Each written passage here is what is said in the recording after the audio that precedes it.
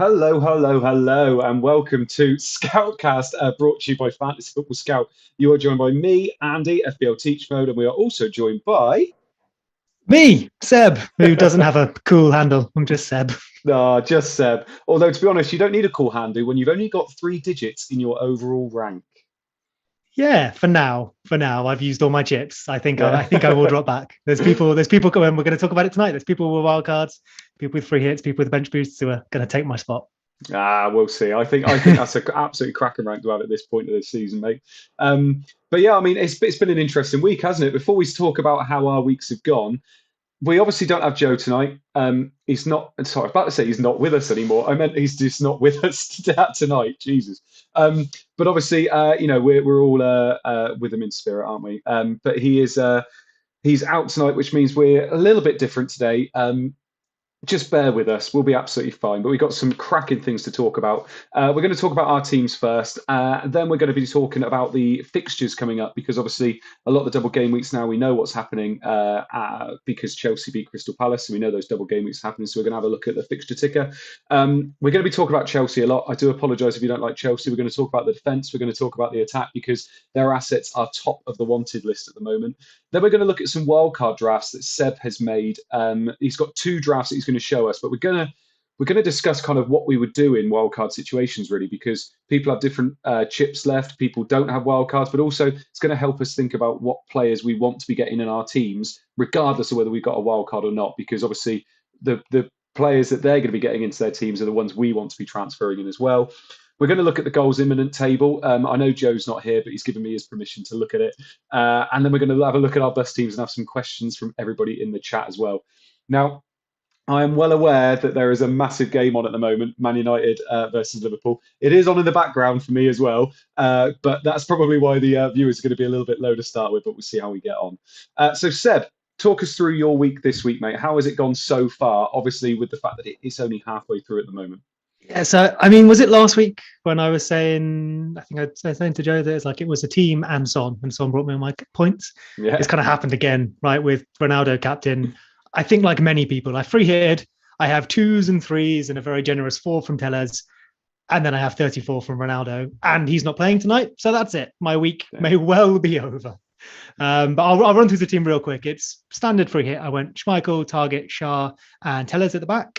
Fernandez, Salah, Madison, Saka, Martinelli.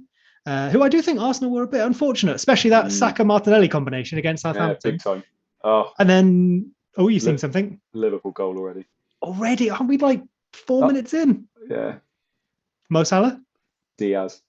Interesting one there. I saw when they lined up Mane, Diaz, Salah. I know a few people talking about Jota next season as a striker or even putting him in on the wild card instead of Salah. Feels like they're just going to rotate because Jota started probably the bigger match the other day. Diaz starts tonight. I'm not sure you can go with either. Yeah, I know. What do you reckon? Oh, I don't know. It's so tough at the moment. Like, I'm just trying to think. I think it's Trent that got the assist, which That's is tough not for, good tough for for our free free hit hits, teams. Yeah, exactly. Oh no, it might not be actually. No, it's Salah assist. Oh, there we go. Yeah. No, it's. I think it's going to be interesting. I think it's going to be really interesting next year. We won't go into it yet, but maybe we could. Save that one for Gameweek save it for 39. later. But yeah, it's going to be really interesting because obviously Diaz. I think he's the one who will be one of those ones that moves into that next tier of player next year. So it's going to be very interesting looking at it. I mean, if he's a midfielder rather than a forward. But yes, anyway, speaking of forwards, Wood rounds out my team. Yeah. And then I have a bench who will stay on the bench of Pope, Adams, Gabriel, and Walker Peters. He's got a tasty 6 points. He's my second highest scorer, firmly third on my bench. I like it. Yeah, so I mean, I'm free hitted as well. I'm exactly the same. I've got nothing but 2s and 3s, and then I've got Ronaldo captain, who got me 34 points, and obviously that's going to be it. So I had Schmeichel, Cher, Gabriel, and Target, and then Saka, Fernandez, Ward-Prowse, Salah, Sancho, Ronaldo, and Wood. Salah is now my second highest scoring player, but Ronaldo. I spent ages, and obviously I wasn't on Scoutcast last week. All I kept thinking was, if Ronaldo plays, I can't see Bruno doing well, and that's the main reason I didn't go for Bruno, because I looked at it and thought he never plays well when Ronaldo's there, but if Ronaldo doesn't play, Bruno will do well. And I just kept looking at it and thinking, I'm going to go Ronaldo because my gut was telling me to do it, even though I saw a lot of people going for Bruno captain. my gut from the very beginning said I wanted to go Ronaldo, so that's why I went for it. And obviously, extreme swing. Ronaldo gets a hat trick and Bruno does nothing. But yeah, I mean, how many of those have we seen this season? Those I swings know. between just like often just two players who we captain who are much of a muchness. And I mean, I think I had Fernandez captain this time last week when we did Scoutcast. Yeah. And I think I'd said, yeah, I'll go Fernandez, reasons. And I thought he was better. I forgot what you said about them playing, maybe not so well together. Yeah. What actually twisted me was seeing the predicted lineups, and it looked like Fernandez was going to be well away from the front. Yeah. In that midfield, he was almost a bit of a DM. So with that, I stuck it on Ronaldo on the Saturday morning or whenever it was. But that's how close it was. I nearly, and unless he goes and does something crazy tonight, I was going to end up with 4 or 6 points as opposed to 34. Yeah.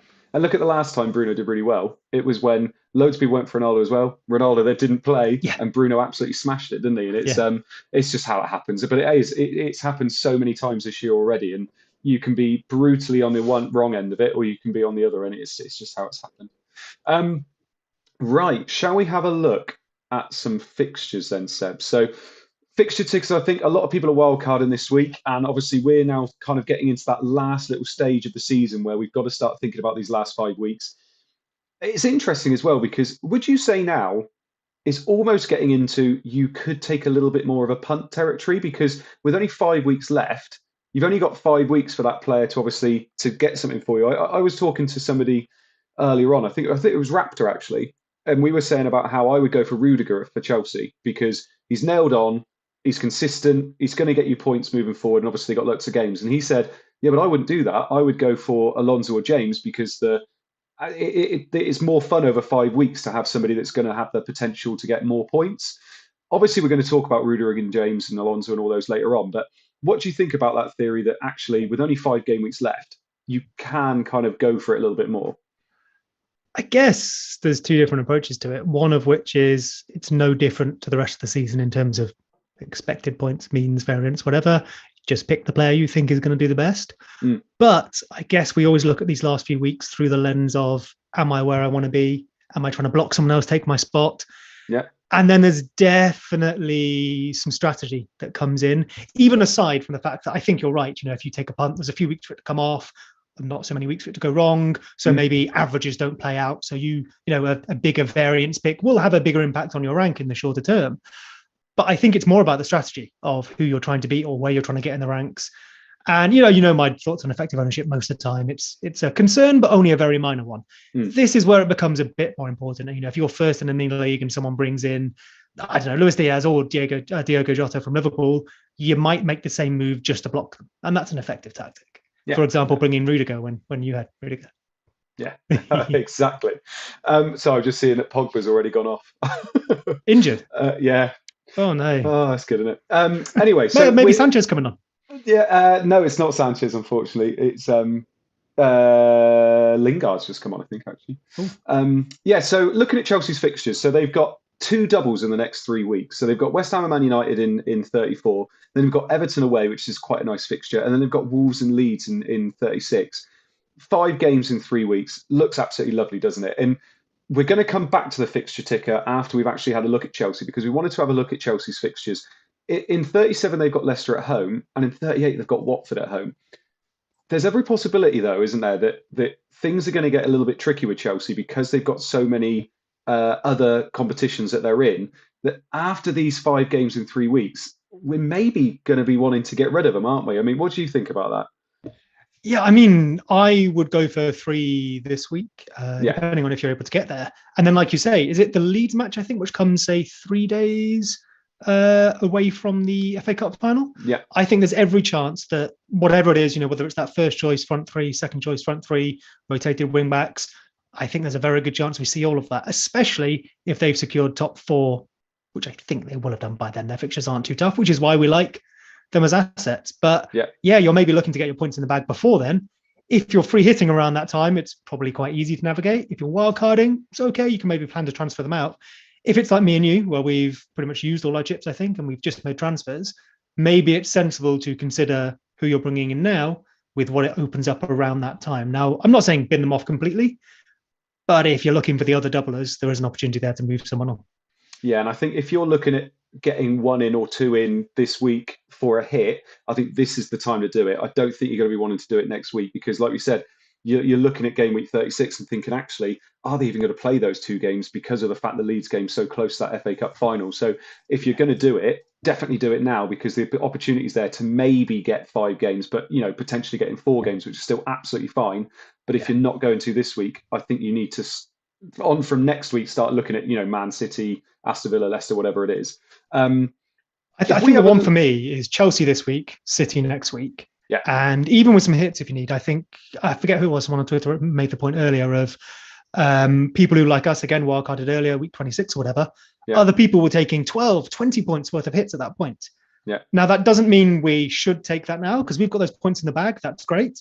But we do have that option open to us, and it effectively just evens it out. We can take 12 points worth of hits now, and they're playing their wild card, and we're even in terms of those EV values over that period of time. Yeah, no, exactly. So we're going to come back to this fixture ticker, so don't worry. I should, by the way, mention a few people that are in the chat. Matt Henley, Colin Johnston, Miena Sidhorn, Nuclear Atom, Stephen Harker, Matt Henley, I think I've already mentioned your name, Steve Glitch. Evening. Thank you very much for joining us tonight and joining us while we're watching this destruction of Manchester United happening before us. We're going to come back to the fixture ticker in a bit, but I just wanted to have a look at those Chelsea ones before we talk about Chelsea, and then we'll go back to the fixture ticker to talk about all the other teams that we might want to be investing in as well. So I've split Chelsea up into their defence and attack, because the first thing we need to talk about is whether we want to go double defence or double attack, which I think it's been ages since we talked about this with the team, since probably Liverpool about 3-4 years ago. Because if we're looking at their defence, things have happened today that have made people change their mind a little bit about some of their assets. Now, I've got the defenders ranked based on their XGI over the last 4 games. Top of this is Marcus Alonso, 0.48 per game based on the last 4 games.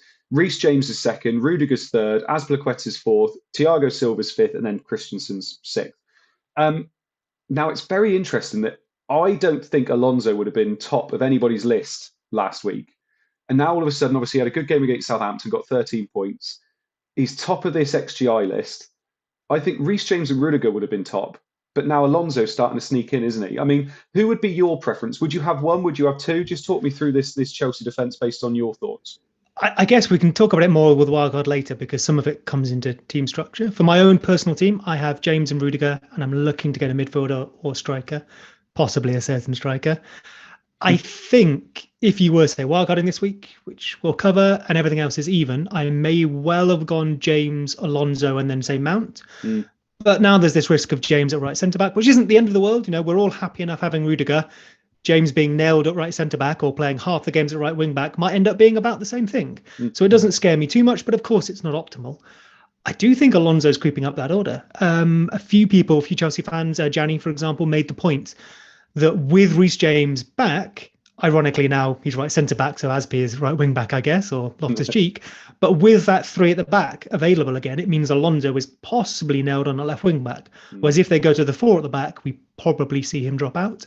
So I think the increase in his expected minutes is what pushes him up the table. And as you say, his numbers when he does play are comparable with any other defender, give or take. Yeah, and if he is guaranteed to be playing that left wing-back role, we've seen him in years gone by. He is an absolute incredible asset in FPL. It's just, I don't know. I still worry a bit about him, and maybe I shouldn't do. I mean, we've spoken about Reece James there. I think this is being blown out of proportion a little bit. I think Tuchel's just come out and said, yes, he can play there, and he's done really well there, and we might need him there at times. Doesn't mean he's going to be cemented there for the rest of the season, I don't think. And like you said, the one thing that's always worried us about Reece James is his minutes. And if we're now saying that he's going to get more minutes potentially, surely he's a much better asset. I mean, we're more than willing to pay 6.1 million for Rudiger, and he's getting forward hardly ever, or well, not hardly ever, but less than Reece James. Scores a banger every week, mate. Yeah, Reece James is he tries to. Reece James is 0.1 million more. Surely you're happy to pay for Reece James if you're happy to pay to Rudiger, aren't you? Yeah, I mean, again, if you're wildcarding and you have that freedom, Mount, Havertz and Alonso is available to you, and maybe that is optimal depending on what else you want to do. I've got Reece James, and I'm not too worried about losing him. I was talking last week, if they went through in the Champions League, I could be tempted to do James to Cancelo, because I thought there might be this situation where James just does not play in the Premier League for the next 3 or 4 matches. But it's almost flipped the other way. They've gone out of the Champions League. Yeah, they've got the FA Cup still, of course, and we've spoken about that a moment ago with Leeds. But until then, there's a good chance he starts. And if he's going to be starting at right centre back, well, then he may start every match or more matches than we expected. He'll still take some set pieces. Don't get me wrong, it does dent his appeal, but not enough to completely put me off. And as you've pointed out brilliantly there as well, I think Tuchel didn't say James is now our right centre back. Yeah. He, as far as I'm aware, he could have been asked, why did James play right centre back? And he said, oh, because he's come back from injury, gives him a few more minutes. Great. All he did was ask about what happened in this last match. He didn't say, and that's why he's going to play now. Maybe it is where he plays, but we don't know that. Yeah, and also, if you're playing 3 at the back and it's Thiago Silva, Rudiger, and Reece James, one of them is going to be coming forward, aren't they? And obviously, it's been Rudiger a lot of the time on that left side. But if you've got Reece James right centre back, you're going to be getting him coming forward, aren't you? And when you think if you play Trent right centre back, the delivery that they've got, and obviously Reece James is unbelievable with his delivery, isn't he? The fact he's got some set pieces and he's probably going to be coming forward as well, I don't think he's taken as much of a dent as people are kind of portraying at the moment. I think he's still going to be an absolutely fine asset. And I mean, this is speculation on my part. There are other people who know Chelsea's tactics better than me, but it's not like Trent is the right wing back ahead of him. It's Azpilicueta, who I think is a brilliant, very intelligent player. Yeah. And he is also a centre back as much as he is a right back. There's every chance that Azpi starts right wing back and then drifts inside, drops back, Reece James overlaps. And like you say, even he delivers from deep, or he ends up getting to the byline and into the box anyway. Maybe just not quite as often. Yeah. The only thing we will say, obviously, if you were trying to pick between Alonso and James, the one thing with Alonso is he will not be dropping back into that back 3. He will be bombing down that left-hand side. So if you had to say, now I'm going to make you do it, Seb, if you had to pick now, you haven't got any Chelsea in your back line, who would you pick? Because you want to pick a defender, I would say. Who would you pick? Would it be Alonso, James, or Rudiger? Thinking about the next 3 weeks. So I might be about to contradict what I'm going to say later with the wildcard, but we'll go into that. Yeah. I think I'd pick Alonso, slightly cheaper, possibly more nailed in a more attacking position. Yeah. Because if nothing else, I think I can put those funds elsewhere in defence and then move them further forward, but it's close. Yeah, I think it's close as well. Reece James, for me, is the better asset when he's playing right wing back. But the fact that he could be playing a little bit further back but getting more minutes, I think it's really close between the two of them. I own James and Rudiger. Yeah. And I wish I had got Alonso instead of Rudiger. I'm very happy with James. Yeah. I think if you already have Reece James, I've got James and Rudiger, and they're going nowhere for me. But I think if I own neither and I had to pick one, I think Alonso would probably be the way I would go as well. And there's every chance they're all going to get rotated. Like Saul could play left wing back for one match, especially again that Leeds match. Yeah. So James might play right centre back, might play right wing back, and then the whole team will get rotated anyway 1 week. Yeah. Interesting. Okay, then. So we talked about Chelsea defence. Now we're going to talk about Chelsea attack. So this is where things going to get interesting because I've taken these stats. So this is their non-penalty XGI over the last 4 game weeks. So their last 4 game weeks, not the last 4 game weeks, the last 4 that they played in. And who is top? Lo and behold, it is Timo Werner. Timo Werner is top at the moment with 1.44 non-penalty XGI over the last 4. Havertz is second. Mount is third. There's quite a drop-off after Havertz, by the way. So Havertz is 1.21. Mount is 0.60. Then it's Loftus-Cheek, which is quite interesting. Then Ziyech, Pulisic, Kovacic, Kante, and Lukaku. Now, I don't think, unless you are a real gambler and you're seeing something that I'm not seeing, I don't think you're going to be picking Loftus-Cheek, Ziyech, Pulisic, Kovacic, Kante, and Lukaku. So it's those top 3. It's Werner, Havertz, and Mount. Now, I think there's a case for having 2 of these, only having 1 defender and having 2 of them. I think there's also a case for having 2 defenders and only 1 of these. Werner, Havertz, and Mount. Let's have a bit of a chat about this because I am genuinely interested myself because I know that you are trying to get some clout on Twitter and getting Werner, aren't you?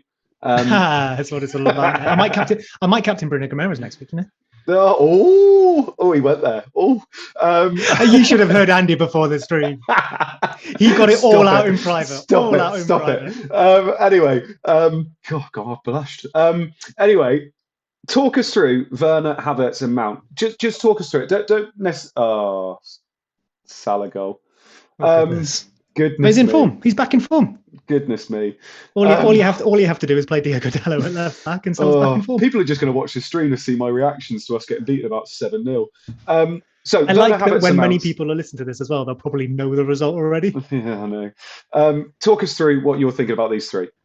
Sure. So I think first off, Mount and Havertz possibly are the most sensible choice. They are, I think Mount's probably the most nailed, then Havertz, and then Timo Werner. But I do think that is the first choice front three. And I'd love to explore Werner in a moment. But over the season, you mentioned the last four, I think. Over the season, Timo Werner has a non-pen XG plus XA per 90 of 0.66, followed by Mount at 0.58 and Havertz at 0.56. So nothing massive in it, but Werner does come out on top. Of course, then you may want to put a finishing layer on top of that. And we know some people don't trust Timo Werner. I don't have much of a problem with it, but maybe he turns you off for that reason. But for me, as someone not on a wild card, I'm also thinking about my squad, and I have Lacazette. If I didn't have that problem up front, I may well be looking at a Chelsea midfielder.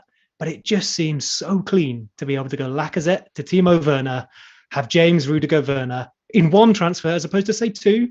Otherwise, I've got to do something with Lacazette. I've got to do something with Doherty. Maybe I'm doing Son to Mount. It may come off. And I think there's every chance I'm falling for just how neatly it works for my team. Yeah. But it just seems simple. And I like that, when something seems straightforward, when it works, there's an attraction there. Maybe it's illogical.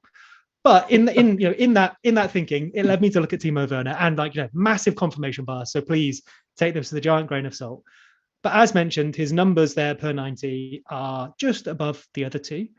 But per 90 only matters if you play minutes. I think he's in that first choice front three now. He's played the last two most important matches. Chelsea played Real Madrid in the semi-final of the Champions League, second leg of the Champions League match, where Timo Werner played really well. And again, in the Palace match, those front three played. And crucially, Timo Werner was quite wide, I would say, in the Real Madrid match, but then came central against Southampton, where they won 6-0, and in that Palace match, and has done well in all of those. In the Southampton match, he was the furthest forward of the three. Mount was most withdrawn in every match. And in the Real Madrid match, Havertz was basically on the penalty spot. So that's nice. And we know he's a midfielder playing up front. Speaking of which, I think then you just have to take into consideration the points that they'll offer for doing what they do. Mm-hmm. We know midfielders get more points for scoring goals. So Mount and Havertz don't have to have as good numbers as Werner to put up more or the same points when they score. Bonus does come into that as well, though. I won't go into this in too much detail. I posted on Twitter if anyone really cares that much. But it comes out with Mount well ahead. He completes lots of passes. He's on set pieces. But Timo Werner and Havertz are about the same for bonus points. And we know that when strikers score, they do get more BPS than midfielders. If we then take assists into account as well, Mount gets loads of his points from there. Havertz gets a few. And Timo Werner hardly gets any. All his XG plus XA comes from goals. So there's every chance he is going to match those other 4 points. If you look at FPL review, he's quite a way behind because they have him playing, I think, under 60 minutes a match. If you believe what we're saying here and that we think that's the first choice front three, let's say he plays 70, 80, whatever it is, I think he comes in a lot closer. And some very, very rudimentary calculations I did had Mount on about 44, Havertz on 40, and Timo Werner on about 39. So you'd pick Mount if you could do it for free. If you're taking a -4 or having to use another transfer elsewhere, which is what I would be doing, Werner maybe comes in at about break even. And so that's a very, very long-winded way of saying I want to do Lacazette to Werner, and confirmation biased myself into that. See, I love the fact Werner's back on the menu. I love the fact we can actually talk about Timo Werner and talk about confidently putting him in our team, knowing he's going to get minutes. That's great. I think that's absolutely brilliant. I do still think, though, he's a risk. I feel like he's a risky play. I think you said it already that actually you love the fact it works so cleanly for your team because you've already got Lacazette. And is that the best reason to get a player? I don't know whether it is. No. And exactly, that's a massive trap, and I'm totally going to fall for it. Yeah. Now, I've got my reservations about Timo Werner. The one massive reservation for me is that, my God, yes, his stats are good, but he massively stat padded in that Southampton game. He could have had 5 goals in that game. His XG was through the roof in that game. He's looking at it now. But it was. I thought, what if I can take it out? If you took that game out, and obviously that would mean that you take the stats out for Havertz and Mount as well, it does go down quite considerably, significantly, I would say. And when you're looking at that, I think that one game helping to help his stats go up is obviously not good in terms of thinking about the whole team. I love the fact he is. I do completely agree. I think he's in that front three now. I think he's locked in that front three. The other thing I'm not so keen on him with, though, is that I can't see him finishing games all the time. I feel like if there's any change that happens in that Chelsea team in it during the game, it's going to be him that moves out. If they bring Lukaku on, I feel like Havertz and Mount will probably stay on, and it's Werner that comes out. I feel like if they want to go defensive, I feel like it's Werner that will make the move, and it will be someone else that comes on. And I just feel like you're going to be struggling to get 90 minutes from him all the time. I could be completely wrong there, by the way, but I just feel like there's too many risks for me. Whereas when you've got someone like Mount, who's probably going to be playing, every minute of every game, and Havertz, who's a midfielder playing up front, I just feel like the upside's more there with them rather than Werner. But maybe I'm wrong. I mean, just to reply to the whether he'll get the minutes or whatnot, I think looking at Chelsea's fixtures, there's nothing horrible there. They're quite nice. Again, with the caveat of there'll be rotation at some point for everyone. Man United is arguably the toughest, at least according to the ticker. And we're seeing what's currently happening to them playing wide forwards. So I'd be very happy about that match. I think earlier in the season, you'd be very right about Timo Werner. And of course, there's a bit of gambling here because, we're trying to make a prediction on not quite enough information, but there's not long enough left to get more information. I think that first choice front three is definitely Mount, Havertz and Werner. Yep. And I think it was the Southampton match and maybe Palace as well, it became more of a front two of Havertz and Werner, with Werner most far forward out of the three, and Mount dropping into almost that traditional 10 role. Whereas we've seen in other matches, Havertz up front, Werner left and Mount right. If they continue, and this may be based on tactics, of course, but if they continue with Werner a bit more central, then I think his position is a bit more nailed, because Havertz, who is the spearhead, is already in the team. Werner, arguably, when it's one up front, could play that spearhead role, but it's probably Lukaku deputising for that. Yeah. Pulisic, therefore, is a threat to him when he's playing in the more supporting role, with maybe Ziyech, the rotation for Mount. But does Pulisic take that job if they go with the two up front? I'm not sure he does. And I would argue Werner maybe, therefore, has maybe slightly less, but as much chance as Havertz as being in the team. Less than Mount. I think Mount is nailed. Yeah. But I don't think he's as much of a risk as he was before, with, of course, that speculative take on their tactics. Yeah. So, because you're thinking about getting Werner, are you going to captain him? See, that's the next question, right? If I would have gone Reece James, and this is maybe more relevant to the centre-back thing. Very happy to own him. But if I do think he's going to play centre-back, do I really want to captain that? Because, I'll captain Rudiger. If Werner's everything that you're saying, you've got to captain him, haven't you? Yeah. I mean, I guess if my logic is I could get I'm Mount, really confident about him, Alonso or Werner. Well, exactly right. There was a great question last week when it was something like, for the double, would you captain Cancelo or like Matt Target this week? Yeah. And my answer was something like, in my head, I was like, I'd captain Cancelo. It's like, wait, but I'm getting Matt Target. That doesn't make sense. It's an interesting way of looking at it. I think I probably will end up there, because if my choice is Mount, Alonso, Havertz or Werner, and I end up going Werner, and I don't want to captain Rudiger for sure, and if I'm unsure on James, which I don't know yet, I probably end up on Timo Werner. And clearly I'm not quite comfortable with that yet, but I'll have to give it some thought. So completely take out, because I'm always trying to link back to general public, in general, what are people going to want to do? And not everybody's got Lacazette and can make that easy move to Werner.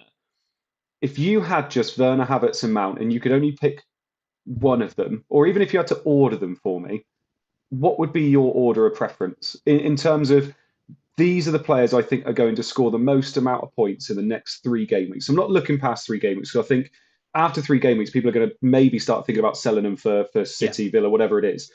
So Werner, Havertz, Mount, who is going to be your priority to get if you had no team structure, all that kind of stuff? Who would you think over the next 3 weeks? Mount. Yeah. I'm taught it's between Mount and Havertz for me. Werner's not there for me. I just feel like it's going to be one of those traps personally. I feel like he's going to play. I don't know. But Havertz and Mount, I think there's a real discussion to be had about Havertz and Mount as well, because Havertz is that midfielder playing up front. He's the dream in FPL, but Mount is he's putting up some incredible numbers recently as well. So to use your Werner point, though, I think we mentioned this last week, so maybe have to jump back and have a look at the numbers, but it was something like Mount has got 55-ish% of his points against Norwich and Southampton this season. If you add Watford, who they've only played once and do still have to come, he's got something like 65% of his points against those teams. Now, if you look at the fixtures, there's a weak Everton in there. There is Watford yet to come again. There's Leeds. So, if he plays Leeds, so maybe there is an opportunity for Mount to go and put up another 20 odd points against those poorer teams. Yeah. But the only issue with Mount is that he does seem to get all of his points, at least based on this information, against those weaker teams. Maybe Havertz. No, I've not done the numbers for Havertz, so I'm not sure. But maybe he's a little more balanced, and you're likely to maybe have a better chance in over the course of say 4 or 5 weeks, as opposed to having to focus on 1 week. Maybe that favors captaining Mount, though. If I was sort of, to take a massive leap there, if I want a player who does tend to crush a poorer team in a double game week, is that the one I want to captain? It's weird, isn't it? It's not the way round you think it'd be. You wouldn't think Mount is the one that explodes and does nothing for like 5-6 games. Yeah. You'd think it'd be the other way around. Havertz would be the explosive one because it seems like that kind of a player, but it is completely the other way around. Mount destroys teams and then does nothing for a while, whereas Havertz just seems to be ticking along with the odd goal and assist, doesn't he? So it's interesting.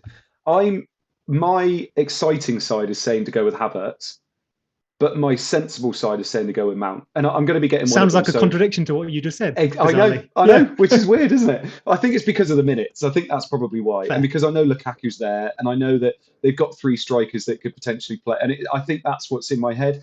Whereas I think Mount's going to be playing the games, and I feel like he's the safer pick, even though he's obviously been a bit more explosive this year. But one of them's going to be coming in because I'm getting rid of Rafinha.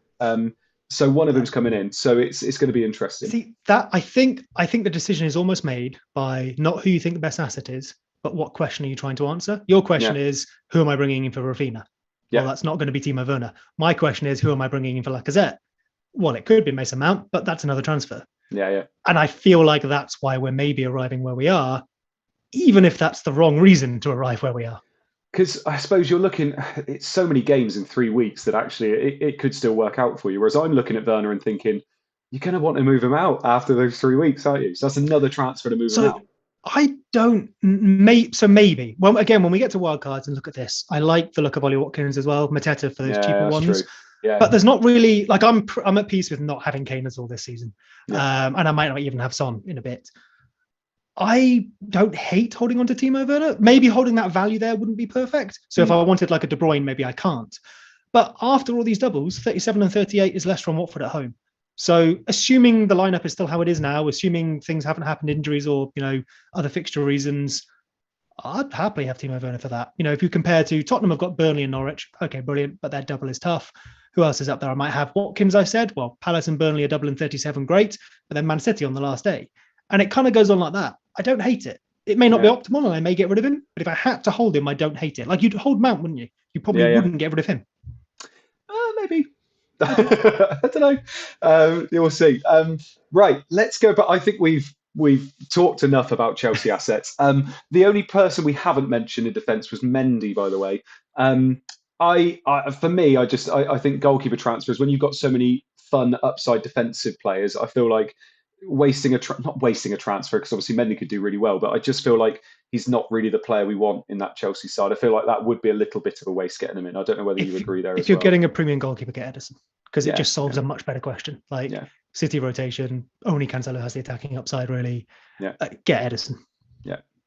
Right, back to the fixture ticker then. So Chelsea are top. They are top of the fixture ticker. Obviously, that is to do with the fact they've got 5 games in 3 game weeks, but obviously they are quite nice games as well. Apart from Man United away, which is quite a tricky game apparently. Second is Leicester. So Leicester have Aston Villa, they're at home, then they've got Spurs away, then they've got a double of Everton at home and Norwich at home, which is lovely.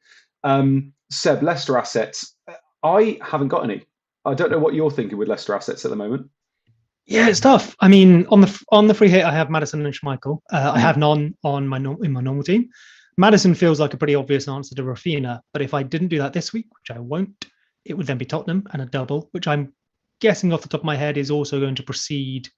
Oh no, it'll be the next one that precedes Europe, won't it? So he may get Everton and Norwich, but I think there's a world where I end up, just because of transfer mechanisms and time left, I don't end up with any Leicester players, despite thinking they're decent, despite considering it on Wildcard. And they got double as well. Yeah. Double in 36, double in 37. Bizarrely, I might not. And I don't know if that's optimal. It might just be because of my team setup, because, midfielders are the more attractive players and we all have a load of midfielders we want. If you're wildcarding, it's probably Schmeichel. Yeah. No, I do agree. I think it would be really hard not to go for someone like Madison. I feel that Barnes is in and out, and I don't think I'd be touching Barnes. Madison's the other one where he is their talisman at the moment. He's playing so well and he's scoring the goals for him as well. But he's in and out as well because they need to keep him fit because of Europe. And if they weren't in Europe at the moment, I think a lot of people would be getting on Leicester a lot more than they are. But you just can't trust them to play at the moment, unfortunately. Dewsbury Hall is the other one. Yes. He is playing very, very well at the moment. But we've already discussed, and I think we discussed in a DM as well, saying that he's not that attacking output player you're going to want, though. He's a great enabler, and you play him in that double against Everton and Norwich, but he's probably not going to get you the returns you'd want. But for 4.4 million, I mean, he's not a bad asset. He's the answer to a bench boost or Yeah, like a valid first sub. He's not the answer to I want a Leicester asset to attack the doubles. That's probably Maddison. Yeah, no, exactly. Then Spurs. So Spurs are third on the fixture ticker list. They've got Brentford away, then they've got Leicester at home, then they've got a double, which is Liverpool away and Arsenal at home, which is not overly nice, I must admit. Then they've got Burnley at home and Norwich away. So, I mean, most of us had triple Spurs until Doherty got injured. So, if you're looking at holding those Spurs assets, I would say, but that double in the big double game week in 36 isn't kind, is it? No, I've got Doherty, and I will, if I were to move him on, it might be like an Alonso or Laporte in a couple of weeks. I guess Arsenal, maybe we're all suddenly back thinking they're rubbish again, but realistically, that's probably the worst double outside of Leeds, which is Arsenal and Chelsea. Because of Leeds' relative strength, that is. Obviously, Chelsea aren't as good as Liverpool. So if it weren't for that, their fixtures are awesome. Like, they're up there with Chelsea's, if not slightly better. But I have no interest in adding Kane to my team, and I have Son, and I'm not in a rush to lose him. But if I had to lose him, I possibly would, because I'd be thinking about 36 and 37. Yeah. What about you? No, I'm going to say I think Kane can score in any of those fixtures. I think Son can score in any of those fixtures as well. Even against Liverpool and Arsenal, I think it's not a very nice double game week, but they can still score a goal in those. So I don't feel like you have to get rid of them. I feel like there's going to be a lot of people out there that will try, especially Son, because there's going to be so many midfielders we want in that game week. We've got Chelsea having a double, we've got Leicester having a double, and it's midfielders that we're going to want from those teams. I feel like, Chelsea, I feel like people might think about losing Son, but I feel like if you've got them, they're holding till the end. Personally, I think that's probably the right move.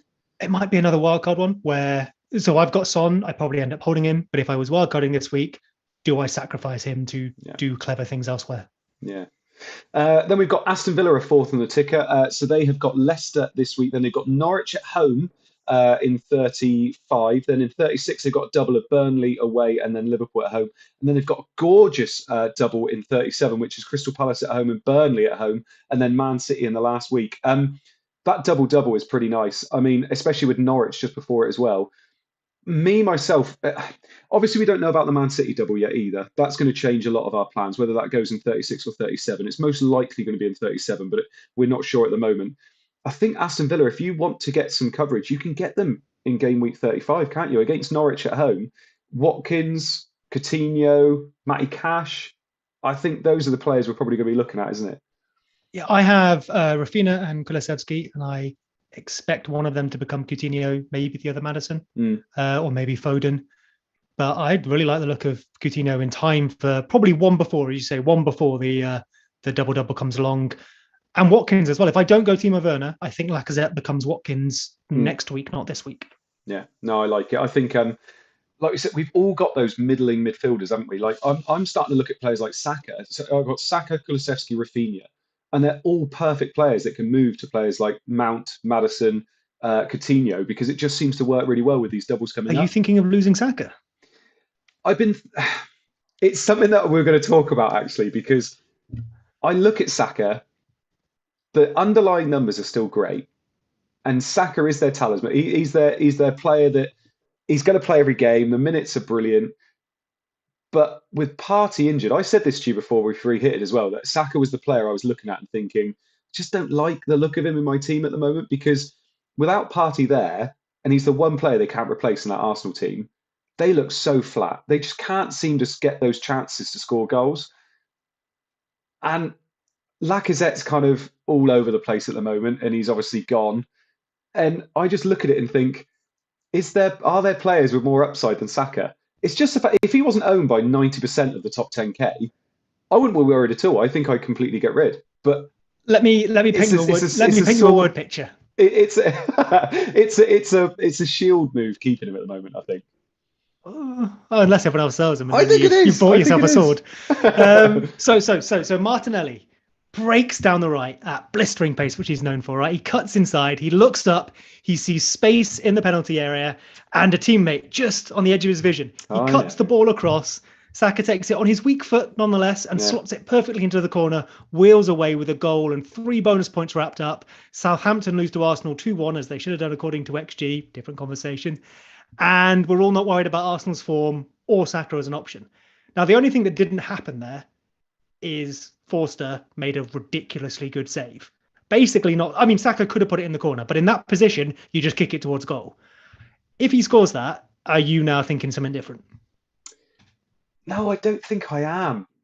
Mainly because I'm not thinking about what they've already done. Like if I was already thinking about what they've done, like Coutinho's been awful recently, like in But terms of but you but returns. but you did say with Thomas Partey they maybe would struggle. They looked a bit flat or whatever. They managed to create a great chance without him. One great chance. What that we all remember. And don't get me wrong, the underlying numbers are still good. And Saka's still Saka. He's had an incredible season. But I'm not going to be picking my players moving forward based on have they had a really good season. I'm basing it on how many points do I think they're going to get moving forward. And I'm looking at someone like Saka. Yes, he's got a double. So he's got Man United at home. So, by the way, Arsenal are about midway down this fixture ticket. They've got Man United at home, then they've got West Ham away, then they've got Leeds at home and Spurs away in the double. And I'm looking at that and thinking, I've got other players, even if I just took Villa, who have got Norwich, then they've got a double, then another double. And I just think if I move Saka to Coutinho, am I going to be getting more points in those 3 weeks?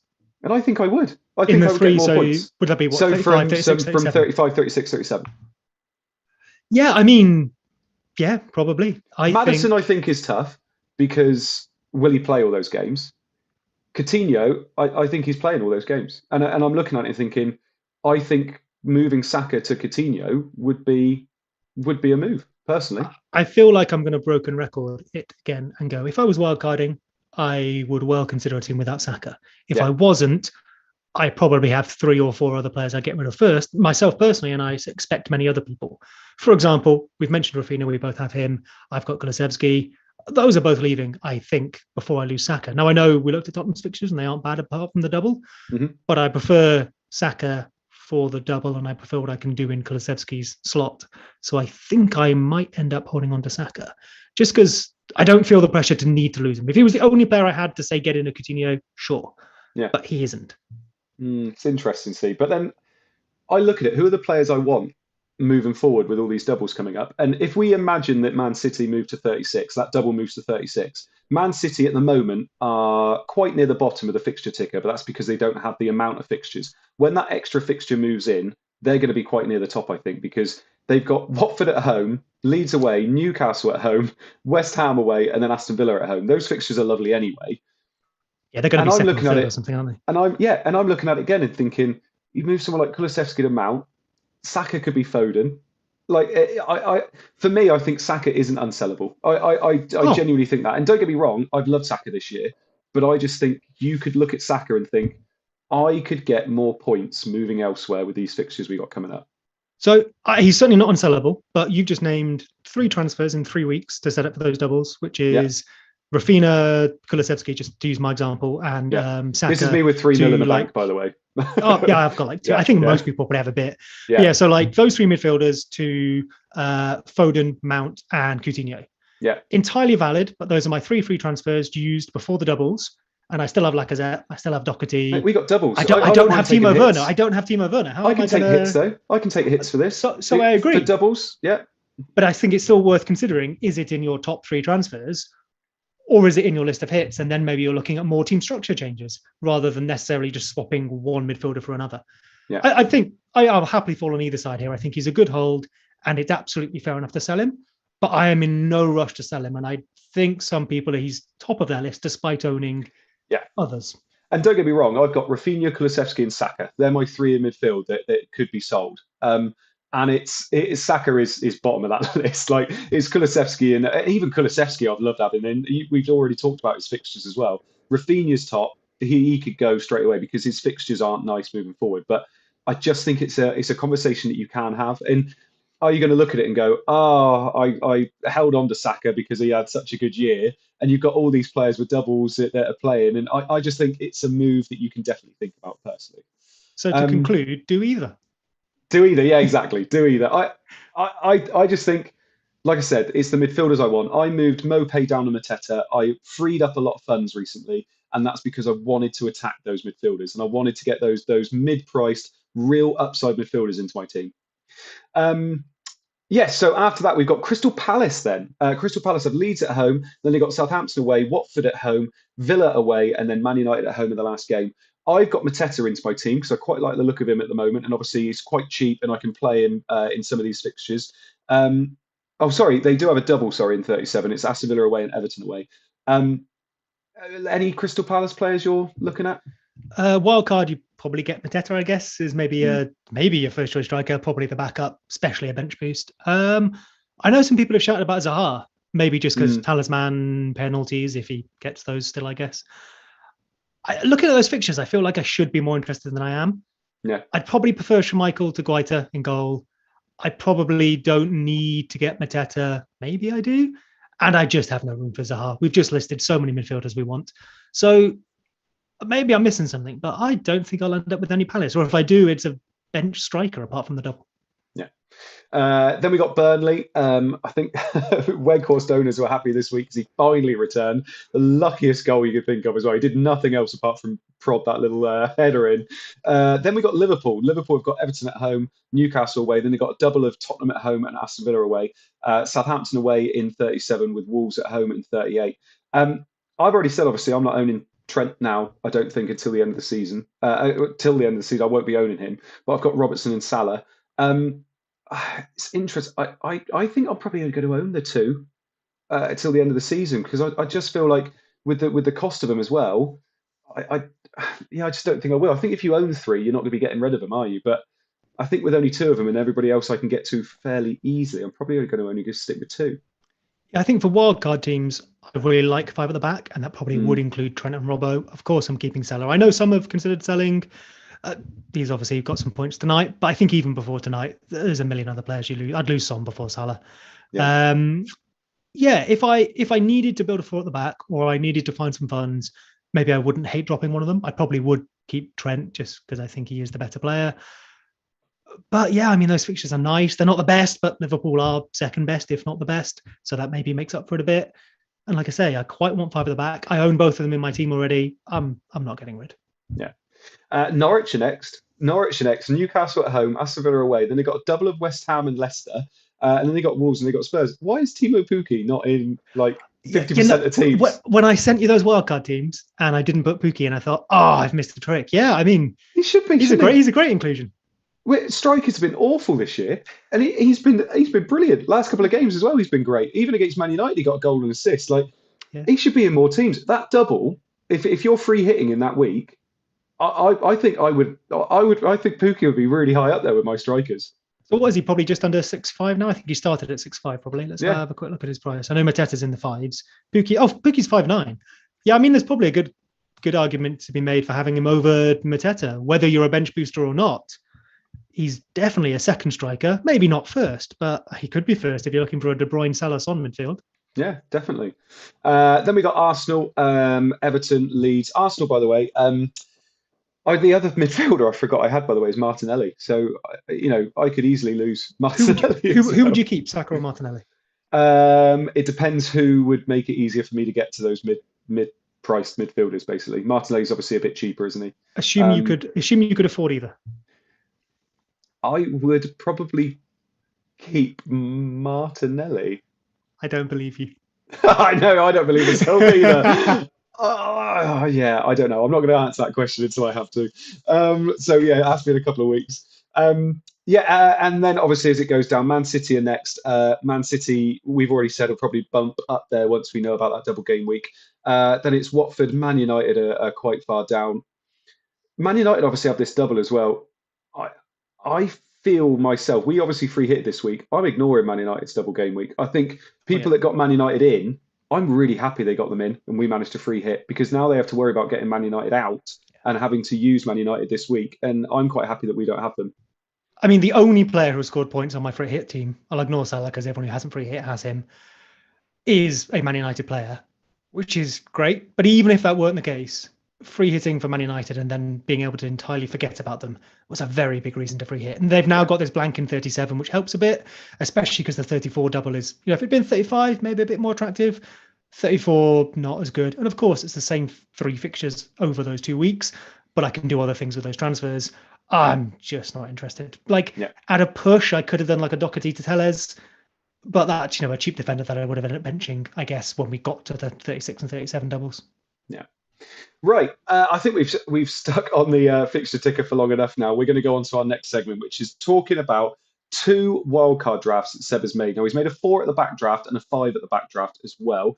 And obviously, this is great if you're wildcarding. If you're not wildcarding, it's great as well, because these are basically your player pool. This is your players that you've got to be considering moving forward that you're going to want to put in your team. Now, we are well aware that there are people out there with bench boosts, there are people out there with free hits and things like that. We're going to be talking quite generally about wildcard if you have no other chips, but we will be naturally talking about, this is good if you're free hitting, this is good if you're bench boosting as well. So those kind of things will come up. Now, the one I've got on the screen first is Seb's wildcard 5 at the back draft that he's come up with, which I won't lie, I'm seeing a lot of these about. And what my role now is going to be just to listen to Seb and then basically destroy his drafts as much as I can. So, Seb, talk us through this wildcard 5 at the back, please. If you could just talk through all the players first for the people that are listening on the pod, that'd be great. No problem. A very quick preamble just to say, an extension of what you said, which is, I don't know if anyone would want to literally copy either of these drafts 1 for 1, because there are some choices I made where I went, okay, I've got De Bruyne in this one, so I'll deliberately put Son in this one, just to show that you could build them in 2 different teams. But you may want to mix and match. And that's kind of the point. We've laid all the players out, apart from maybe a couple like Pukki, Zaha, who we think are options, and then how you can build a 4 or a 5 at the back. And you may want to mix and match between those 2 options. That's absolutely fine. So this 5 at the back then has Schmeichel and Foster, they are in both drafts. I think Schmeichel is probably the best goalkeeper going forward. I then have Alonso, James, Robertson, Trent, and Laporte. The reason it's Laporte over Cancelo is Cancelo's in the other one. And I just wanted to say, look, if you haven't quite got the budget, Laporte is there for you. But make that Cancelo no problem at all. We then have a midfield of Foden, Coutinho, Salah, and Son. And then a striker of Timo Werner. I have thrown him in because, of course, I want to talk about him. That could well be someone else, and it could mean you could upgrade this to another midfielder, or maybe say a Foden to De Bruyne or a Son to De Bruyne. But I just wanted to show you could build, say, like a 2 Chelsea defender, 1 Werner up front with a Foden and a Son, covering those bases from the teams we like. It then has Dewsbury Hall, Mateta, and Gelhardt on the bench. We'll come to bench boost when that comes around. But Mateta here is, I guess, a first sub along with Dewsbury Hall. Or maybe this is the one closer to a bench boost because you've got Dewsbury Hall, Mateta, okay, Gelhardt, but maybe that's why you sacrifice your Timo Werner, you bring in a Pukki, and that's not a bad bench boost, depending, again, on how those fixtures fall. So go for it, tear it apart. I've given myself the caveat of it's not actually the team I'd build, so I can just get away with it, can't I? I mean, I honestly, I'm seeing these everywhere. I'm seeing 5 at the back in so many teams. And don't get me wrong, when you've got Alonso, James, Robertson, Trent, and Laporte, I mean, they're massive upside players. I think if you're going to have that 5, I think you want Cancelo over Laporte, personally. I think you really want to go for it with that 5 at the back because you want those real high upside players that can get you assists, goals, and get you all those bonus points as well. Obviously, they're the 3 best defences in the league, so you know that the clean sheets are coming. I just feel like the 5 at the back, the one thing I don't like about it is the inflexibility of it. I feel like the money is spread so much because you've got the 5 at the back and you've got those middling midfielders as well. If you want to try and get to a higher player in those last 5 game weeks, you're going to really struggle without a hit, maybe even 2 hits to try and move those funds over. So I'm not a massive fan of that. And also, when has 5 at the back worked? Like, it's so hard to find time. People do this at the beginning of the seasons all the time, don't they? They look at it and think, oh, they're the premium, they're the good options, they're the good value options, these defenders. Never works out like that. It just doesn't, does it? So obviously a bit of personal bias here, but my best ever season, I started with both Trent and Robbo. Yeah. Carried them through most of the season. And I think I ended up adding, was it when Luka Dean was actually good and Cancelo? So not quite 5 because of budgets and whatnot, but a big at the back style team gave me my best ever finish. Now, of course, that's a stupidly small sample. Who cares? Yeah. But I think, you look at the value of players, and I know, it's not all about value because diminishing returns, but we have Salah, we have Son, we have Kane. We do need some value. all of those defenders should probably be about 8 million. And with how football is going and how FPL, of course, are positioning and pricing players, it's not like those are exclusively defenders. We spoke about Chelsea. Reece James and Alonso, assuming Reece James is right wing back, are like their fourth and fifth best attackers. It's better than some teams' midfielders. Robertson and Trent basically are midfielders in terms of the output we get from them. And then if you can squeeze Cancelo in as well, you get into the best defence in the league with a player with attacking upside. You absolutely could trim one of those players. But bizarrely, I think you'd struggle to find the striker or midfielder that actually match their prospects. So the only reason I think you'd be doing it is trying to maybe get another premium in by reshaping the whole team altogether. And then just on your flexibility point, you're not wrong at all. But maybe my answer there is how you opened the pod with there's only a few weeks left. I don't need to be that flexible. I can swap Foden, Coutinho, Dewsbury Hall, whoever it is, Timo Werner, swap them around with Maddison and other players. I don't need to change my five at the back. It can just stay. Yeah. And don't get me wrong, that's exactly it. If we still had 8 weeks left, then I think we would really be thinking, no, we need a little bit more flexibility here. But with only 5 weeks left and knowing the fixtures and knowing that it's the good teams that have really good fixtures left as well, obviously I kind of understand it then. But it just never works how you think it should work. Like it doesn't. Like Chelsea, they haven't actually been the best defensively recently in terms of, not conceding goals. Maybe their XGC has been okay, but they have been conceding the odd goal. And you look at it and think, as soon as one of those teams loses a goal, concedes a goal, your upside is so limited. But then you do have Foden, Coutinho, Salah, Son, Werner up front that can obviously mitigate those losses as well. So I don't hate it, but I'm seeing a lot of people doing it, and I just feel like it's going to be one of those traps. I guess, like, if Joe was here, he might say two things. One, again, on the flexibility thing, is he'd be, what if I want my Kane, or how am I going to break my team to get to another? He's a big fan of price points, and it's a good strategy. The answer there again is I know I don't want Kane, I know I don't want Ronaldo, and nothing's going to change that, unlike it would in game week 1. So I don't need to worry about it. And the reason I kind of repeat that answer is I think it links again to what you're saying about, I've got Alonso and James. I don't, over this short period of time where Chelsea have got good fixtures and I know roughly who's going to play and what the rest of the team might look like, I don't think it's that much of a problem. And yes, you might say, oh no, what if Chelsea concede? But if you were building 4 at the back, there's every chance you'd have Alonso and James anyway. So it's not necessarily them that are the fifth defender. Of course they might be. But I think it feels like, because I've got 5 defenders, clean sheets are such a worry. But if you had 4 defenders, you'd be absolutely fine. And you might still have double Chelsea and double Liverpool or a double City, whatever it is. These are the 3 best defenses in the league. And having 1 extra from one of them, I don't think is as much of a risk as, say, for example, the day that James and Alonso both get braces, because that's how Chelsea play. Yeah. No, it's interesting. And I think it's interesting. Obviously, this one doesn't have those Chelsea mids either. You've gone for Alonso, James and Werner.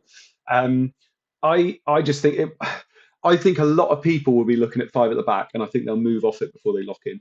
I think that's what will happen. I think a lot of people will love the look of it, and then they'll really worry about actually going through with 5 at the back, personally. But I could be completely wrong. I could be now calling people's bluff, and they go, no, I'm going to do it now.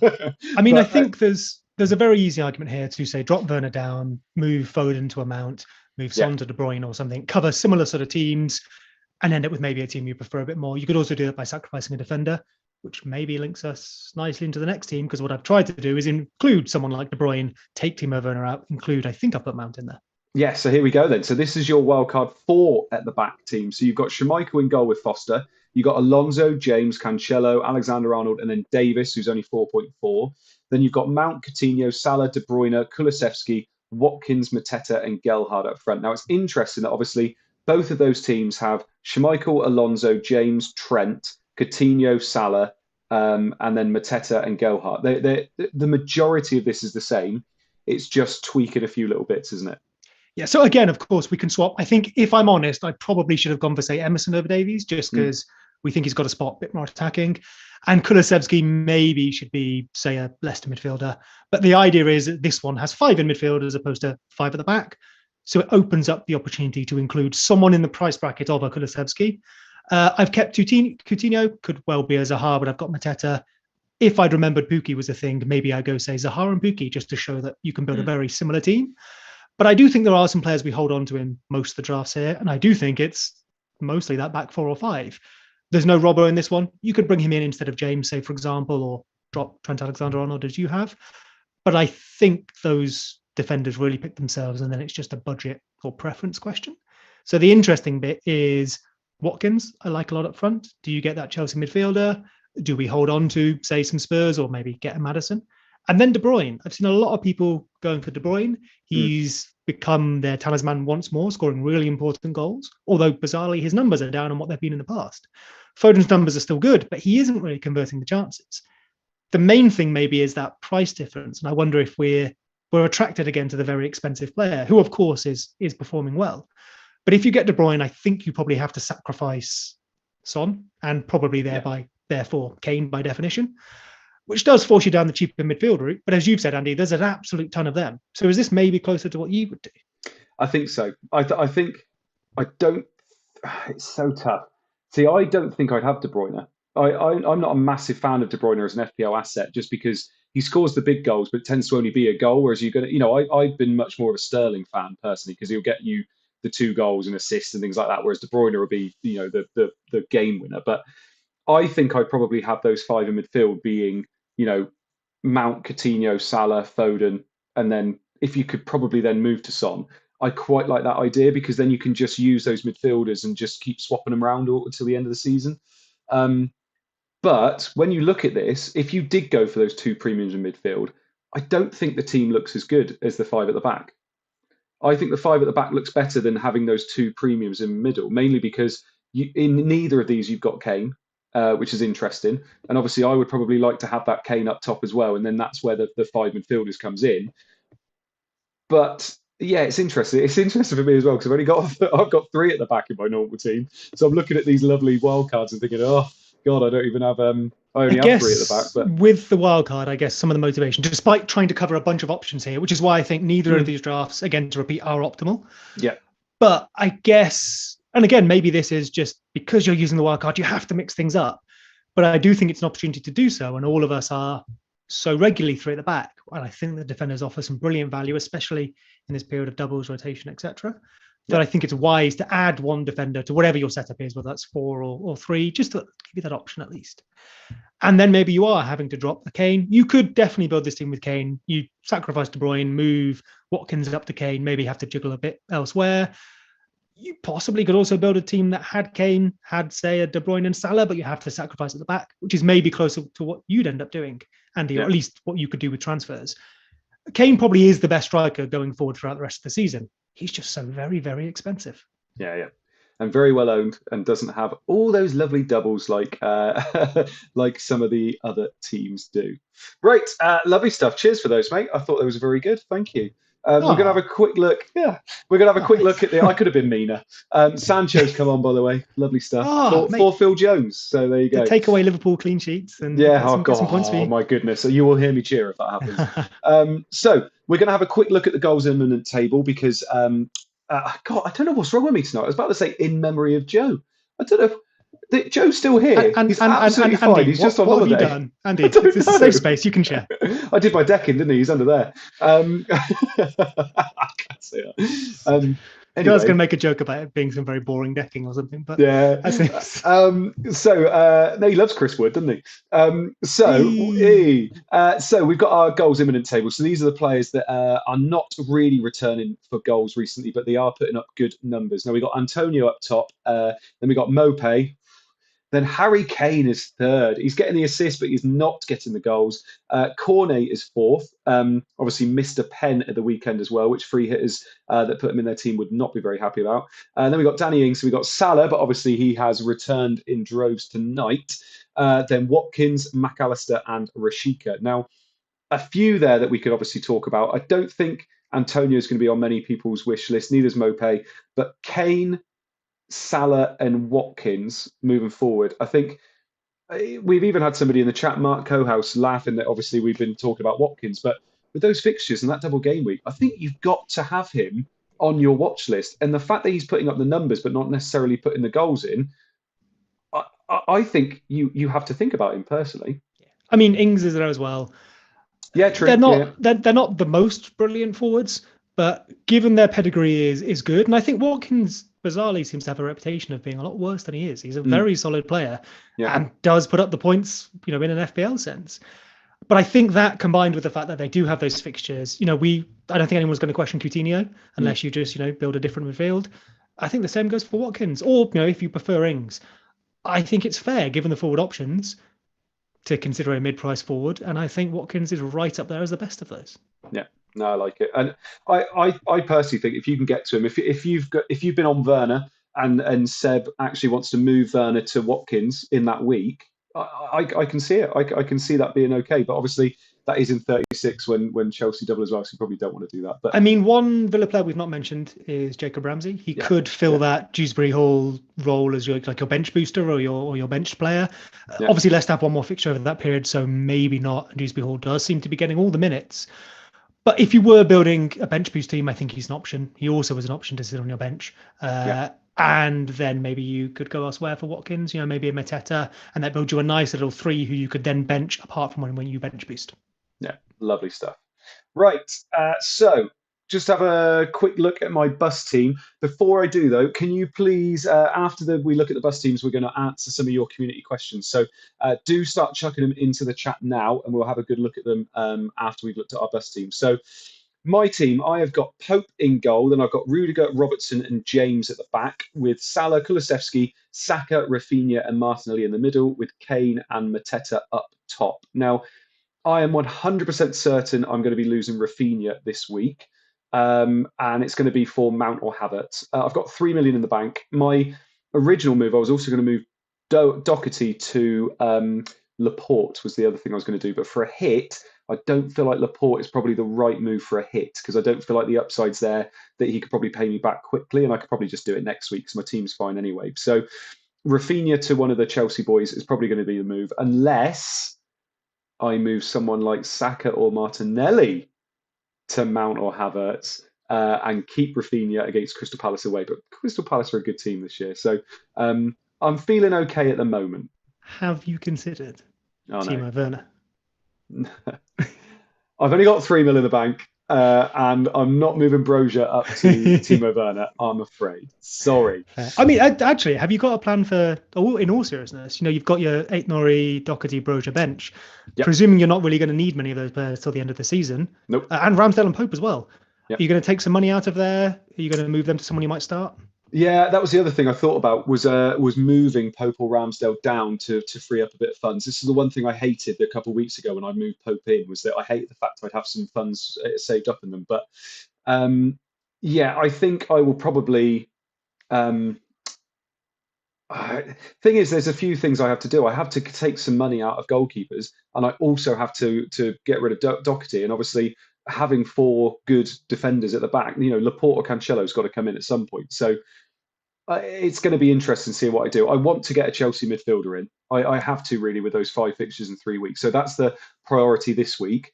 And then it'll probably be Man City next week. And then it'll probably be Aston Villa, Leicester, or Man City again in 36. So yeah, there's a few things I'm looking to do. I'm probably not going to take a hit this week, not going to take a hit next week. And then I could take the hit moving forward in 36, I think, which I feel happy with. Ronaldo captain's kind of paid for those hits, basically. Yeah. I mean, I would always say as well, those points are in the bank, you don't have to spend them, but absolutely fair. I think if you are going to take hits, it's either for Chelsea, City now, next week, or you're probably waiting till just before they become useful, which is your doubles. Yeah, exactly. Lovely. Shall we have a look at yours? Yeah, go for it. So yours, can you just talk us through your team, your best team ready for this week? No problem. So no transfers or anything made yet. So as it stands, I have Dubravka in goal, Trent and Robert at the back with James and Rudiger. I brought Rudiger in a while ago instead of Alonso. I'm happy to stick with that. Salah currently has the captain's armband with Son Weiss. Saka, Rafinha and Kulusevski make up the rest of the midfield. And I have Lacazette up front with a bench of Foster, Brozier, Gelhardt and the injured Doherty. So I obviously have a few little problems to solve. I have 1 free transfer and 2 million in the bank.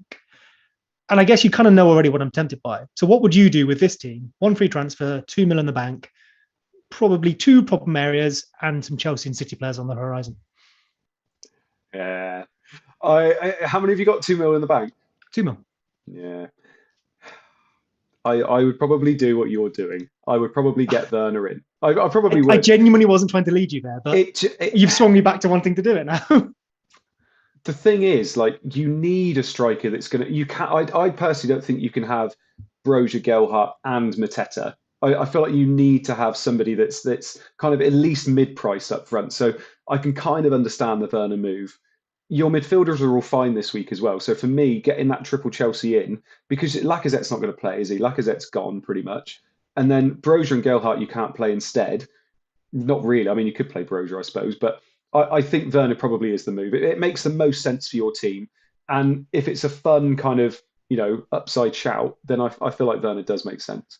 So before the Lacazette to Werner thing kind of occurred to me, I think maybe before Lacazette was ill, I was probably thinking I was going to have to move Doherty to Cancelo, Alonso, or Laporte. Obviously, that'd be triple Chelsea defence. I can't bench my only striker, so it would mean benching one of the midfielders, which maybe isn't terrible because I'm going to sell Rafinha anyway.